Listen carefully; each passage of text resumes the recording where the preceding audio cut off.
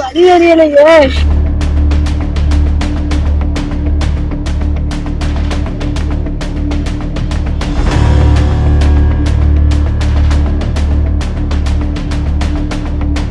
சிவகங்கை மாவட்டம் சாமியார்பட்டியைச் சேர்ந்தவர் கருப்பையா, வயது 60.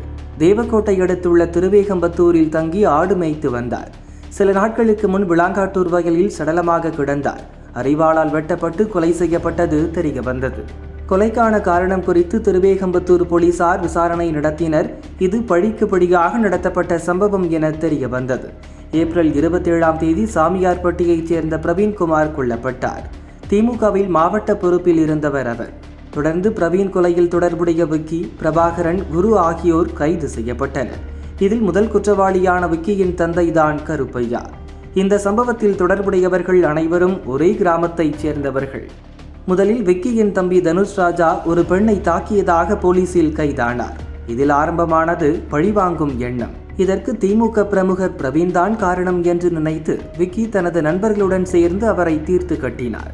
இதற்கு பழிவாங்கும் நோக்கில்தான் பிரவீனை கொன்ற விக்கியின் தந்தை கருப்பையாவும் கொல்லப்பட்டுள்ளார். கருப்பையாவை கொன்ற இளையராஜா, தர்மராஜா, மகாராஜா ஆகிய 3 பேரையும் திருவேகம்பத்தூர் போலீசார் கைது செய்தனர். அவர்களிடம் விசாரணை நடக்கிறது.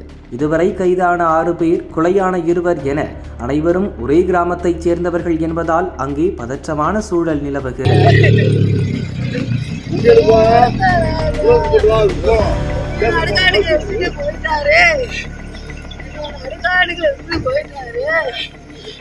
வழி தெரியலையே.